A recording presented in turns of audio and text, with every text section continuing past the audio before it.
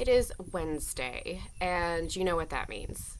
Well, probably not because my filming schedule is always a hot mess, but I'm actually going to be talking about pro wrestling again today. I originally started doing YouTube videos to talk about pro wrestling and not really books, but because books are my job and what I love, that has also become a major part of the channel as well. So I'm now segueing back to the original love that I was talking about, which is pro wrestling. And specifically going to be talking about who I think are the two best promos, period, right now in pro wrestling, just in general. And it's not MJF.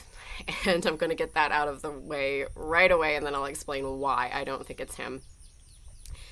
For the people who don't know and haven't been exposed a lot to pro wrestling, promoing ability is your ability to hype yourself up, trash talk your opponent, put forward your storyline, and get across your character.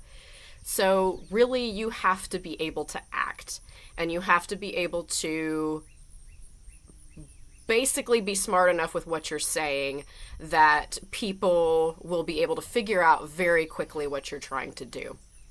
So because of that, promoing ability is often very hard for some wrestlers, is often one of the things that people will say, well, they're a really good wrestler, but they're not a very good promo. And you get the other side of it too, that they're a really good promo and not necessarily a good wrestler, because those things don't necessarily have to coincide.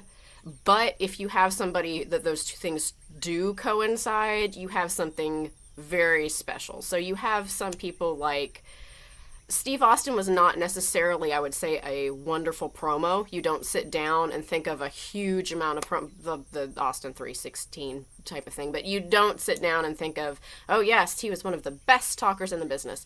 But he knew his character so well in Stone Cold that he didn't necessarily have to cut huge promos all the time if he wasn't comfortable with that. And some wrestlers aren't comfortable with that and never will be. It's hard for face wrestlers to do good promos too, simply because as the good guy, it's often you come across very fake and kind of cheesy if you don't know what you're doing, or if you're just being like, yay, I'm the hero, yay, rah.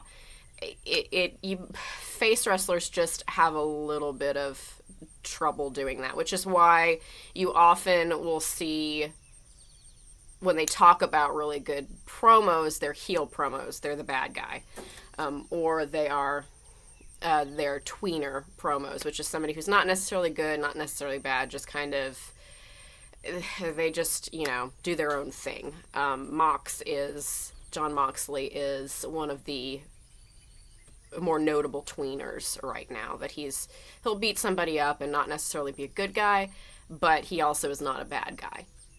He's just sort of in it for himself. So you have that sort of thing going on, and the weird thing about wrestling is you do have kayfabe, which is the thing that it's the fake part of your character. That used to be a really big deal, that you kept kayfabe up all the time, and even people that you'd run into on the street, they would get you in kayfabe. And you would become that character to people everywhere. And that's not necessarily who you were. That has changed a lot recently. In more recent years, kayfabe has become a thing that you slide in and out of. You will do a kayfabe interview, or you will do a shoot interview, which is just you talking and not your character. And I think that's good, because that actually kind of shows. Here's my issue with kayfabe. And here is where I'm going to start talking about MJF a little. MJF gives fantastic promos when he's really trying. His fantastic promos, I would say his against CM Punk, were amazing. His recent one where he just went all in on Tony Khan was amazing. He's given other ones that are very, very good. My problem with MJF is that he goes for cheap heat a lot. He will just insult a town, which I know that's a heel thing, to just insult a town or insult people in a particular town that you're at or what. I know that's just part of a heel thing, but sometimes that's all he sticks with. And sometimes he goes in so hard on some of the stuff. You're like, are you just trying to play up your character, or are you using your character to just be a dick? And there's a fine line in that. I know I posted on the podcast that I listened to, I made a comment about the fact that at what line are you crossing that you're not just playing a character anymore, you're kind of being a method acting Jared Leto douchebag. And I'm going to say this because I wouldn't have said a whole lot about this up until the recent situation with MJF. And for those who are not aware, MJF did not like the contract he was in AEW. He did not think he was getting paid enough. Apparently, we still don't know. There's still a lot of question whether it is kayfabe or an actual thing that is happening. I think it's partially both now. He was not happy with that. So basically, he missed a signing date. He missed a thing that he was supposed to be contracted to do for AEW. And there was a lot of question whether he was going to show up for the pay-per-view. Now, that would be one thing. That would be one thing where I'm saying, okay, go on with your bad self. You're trying to get more money, get your character in the news, whatever else. The problem I have with that is it affected other people adversely.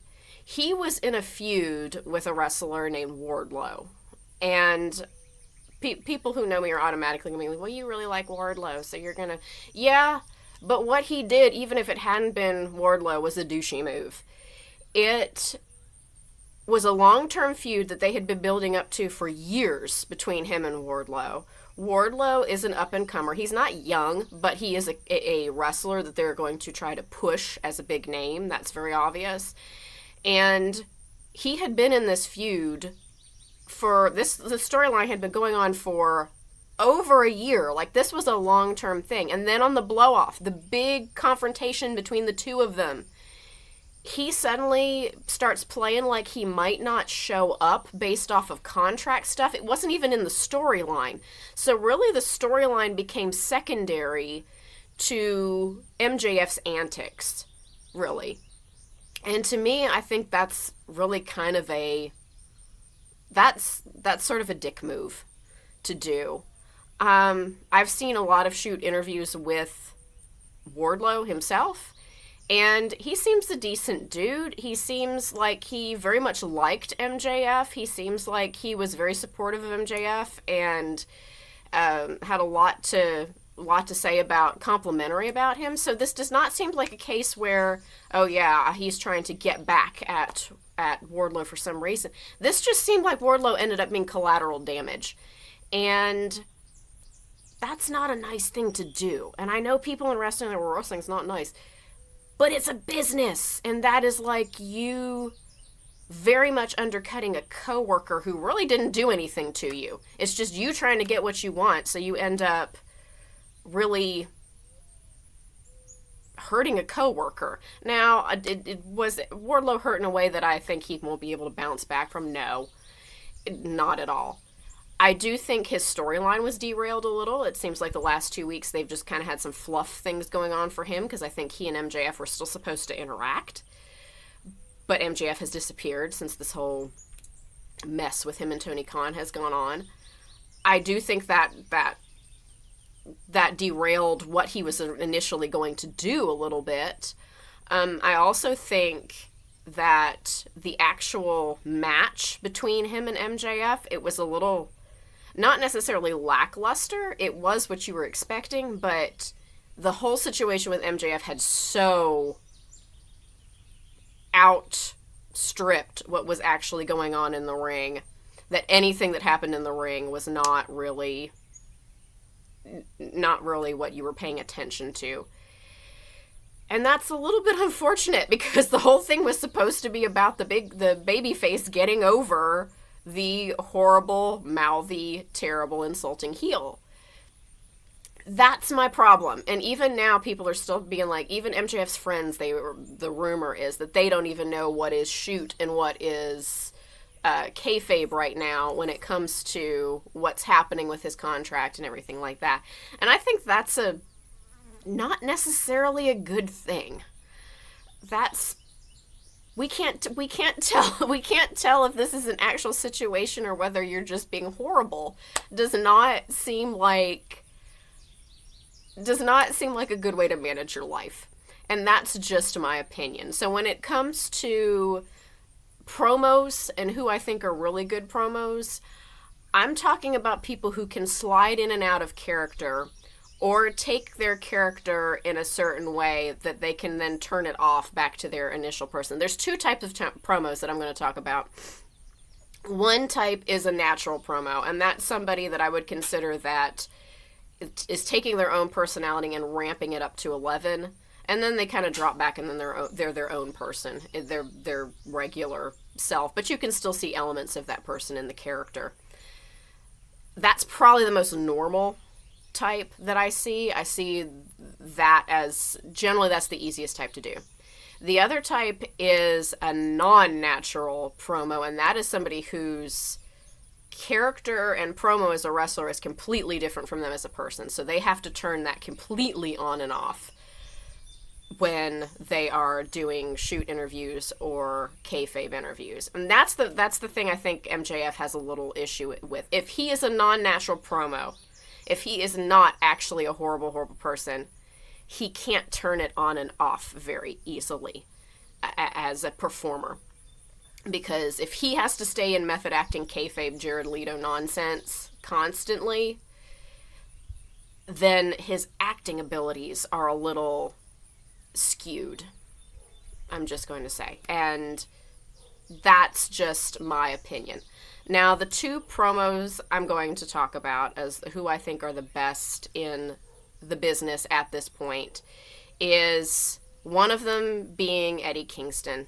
Eddie Kingston is a natural promo. If you watch a shoot interview with him, and I'm going to link a shoot interview and I'm going to link a promo of him actually doing a promo in the notes. If you watch a shoot interview of him, his character in the ring is seems very similar to who Eddie Kingston actually is when he comes across and stuff. He is a very blunt person, very expressive, very emotional. He's very comfortable being emotional. You can tell that in his promos. His promos are so effective because he is. He just puts his whole emotions out on his sleeve and expects people to react to that. And they do, because it is so raw and so very genuine. His promos that he did against CM Punk again were very, very effective. His just general promo ability, you always kind of believe him. You always believe what he is saying, because I think part of him is being honest, and another part of him is just ramping that up and being like, well, if I was in a normal situation, I probably wouldn't say this, but I'm going to, as my character, I'm going to escalate this and make this even more of a thing. His promo against Mox back when, I forget which one of them actually was heel. I think Eddie was supposed to be heel. I don't know, but it kind of ended up not being him heel in it because of the promo he did, where he talked about having to explain to his mother why he wasn't married and she didn't have grandchildren. It was because of his dedication to the business and chasing after belt and everything like that. That was a really effective promo, because I think that he's thought that at some point in time, and when you hear him as a person when he's talking, you're like, yeah, this guy probably did think that at some point in time. His thing where he's like, I don't like you, when he talks about Daniel Bryan, I don't think he likes him at all. I think there is a situation there when he talks about not liking CM Punk. I think he doesn't like CM Punk. I think there is they've had run-ins and different things. You don't have to like everybody you're working with. But you get a genuineness and a real feel in his, and that is why his promoing abilities work, I think. And he has been known for a long time as one of the best talkers, they say, in the business. He's kind of a tweener at this point, but he's been a heel, he's been a face, but he generally, even when he's a heel, people end up liking him because there is such a passion and such a genuineness to what he's talking about.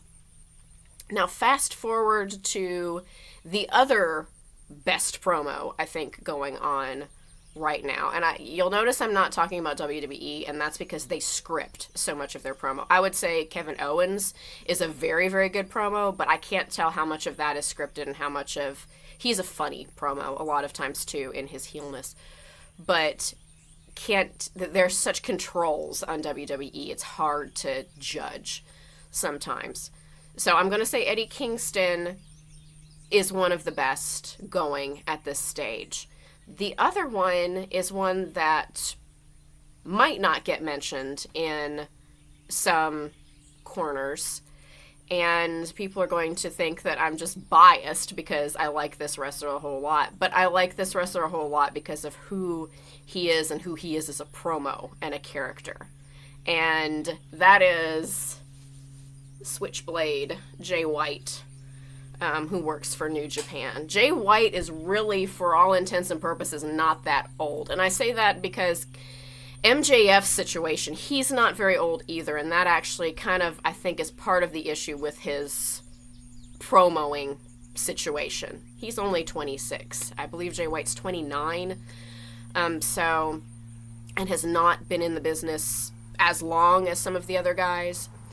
But Jay White's promoing ability is not natural. He turns it on and off. You can see him as, and I'll put again a shoot interview, and a promo in here. He, as a shoot, comes across completely different than who his character is. Adam Cole is that way too, but he's not a very good, I'm going to say that and get blasted, he's not a very good promo, in my opinion. His promos are very cookie cutter. Jay White's promos I always like because he makes sense. He is a heel who says things that are not just like, oh, I'm going to come get you. His things make sense. His most recent one that got some attention is where he claimed credit for creating AEW, and when you actually listen to what he said, you're like, he's not necessarily wrong. I also believe if you go back, and I haven't done the research to prove this yet, shame on me, but haven't gone back to prove it yet, I think he was the genesis of the whole Hangman is the lesser person in the not Bullet Club, in the Elite situation, because that all started when he was in a feud with Adam Page. I think I said Adam Cole. He was in a feud with Hangman. That all started back when Hangman Adam Page and Jay White were in a feud, and Jay cut a promo about, you are the weak link in this group, and you know you were the weak link in this group, and I want to prove you're the weak link in this group. And from there, that became sort of a storyline in BTE. And I don't know if they had kind of set that up a little bit beforehand, but Jay was actually very much a catalyst in a lot of that.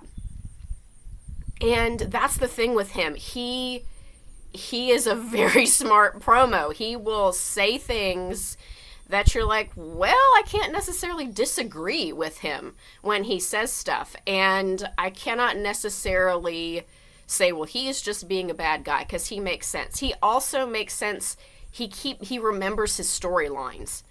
And because of that, his character always makes sense in what they're saying. The overarching theme of the Switchblade is the fact that the Switchblade is unpredictable. And he's unpredictable because he wants to keep control of Bullet Club, his faction.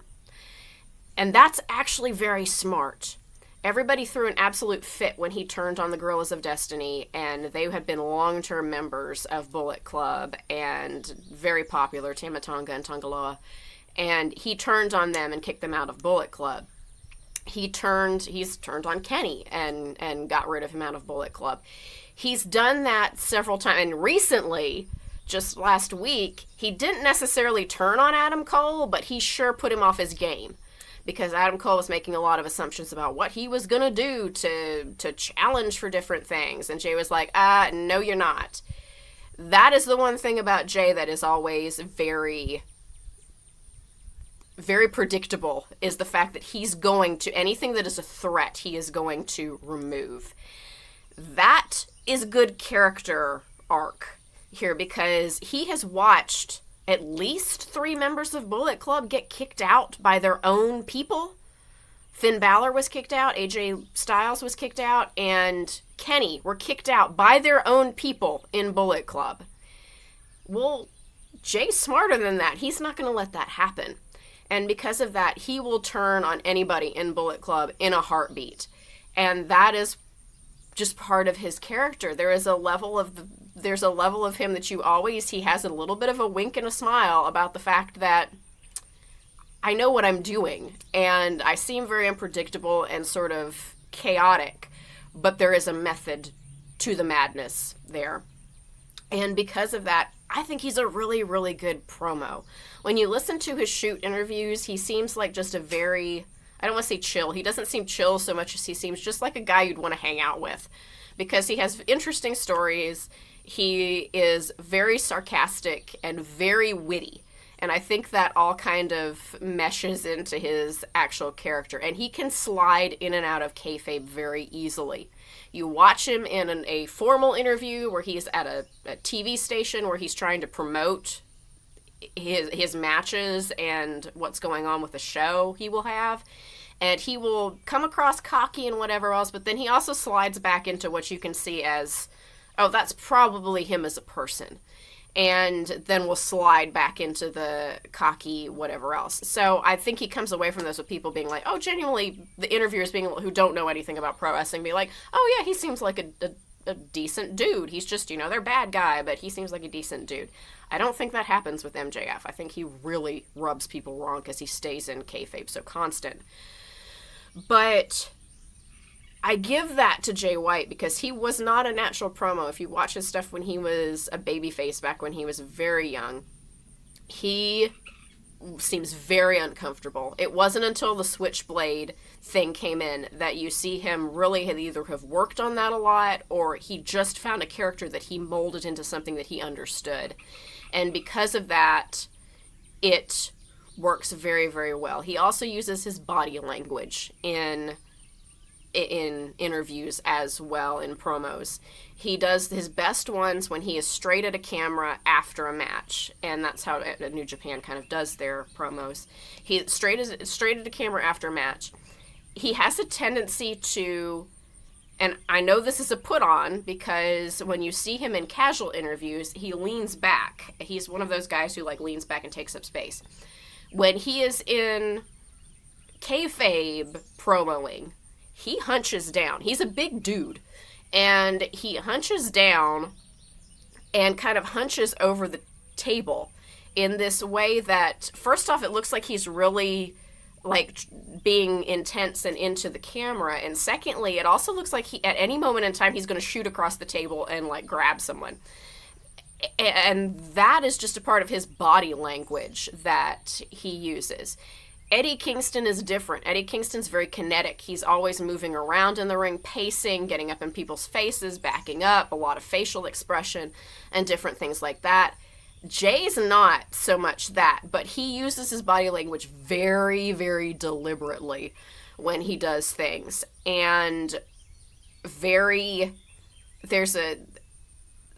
in the ring, he talks trash a lot too, but there's a cheekiness to it. There's just a little bit of a humor to it. And that, I think, makes a really good promo. It's somebody who really understands what they're doing and how they're doing it to make it come across. And Eddie Kingston does it one way, Jay White does it another way. They're very different in how they do it and what they end up with, but it works really, really well in both cases. And that's what I'm saying, and that's where I'm coming back to MJF once again, who I feel like I've talked about a lot in a video that wasn't really even about him. His could be so much better if he could do the thing where he slides in and out of it so easily like Jay. And knows the character well enough to keep him ramped up always. You don't get a bad promo from Eddie Kingston. You just don't. There's not a promo that I would say, he wasn't really on his game tonight. I don't really see them with Jay White either, where you say, he wasn't really paying attention tonight.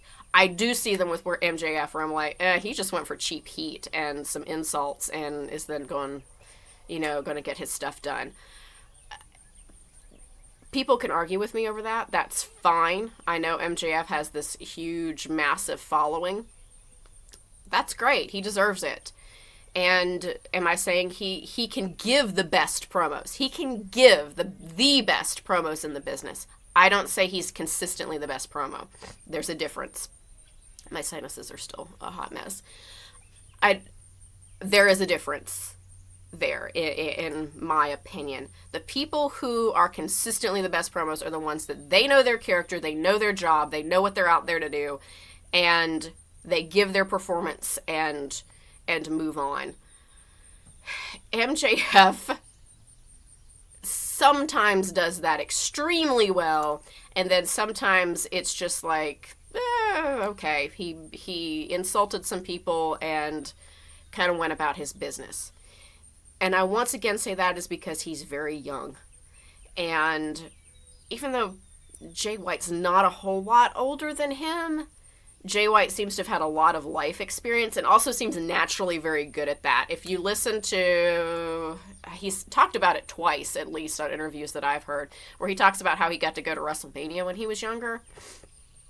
He was, I guess, in his late teens, early 20s. He cut a promo on the radio and won a contest to go see WrestleMania from New Zealand. They flew him from New Zealand to the show and everything. And it was because of his promo ability. So he's always kind of naturally had an ability to do that sort of thing. But it's not a natural promo. It's one that he is a character and kind of switches that on and off easily.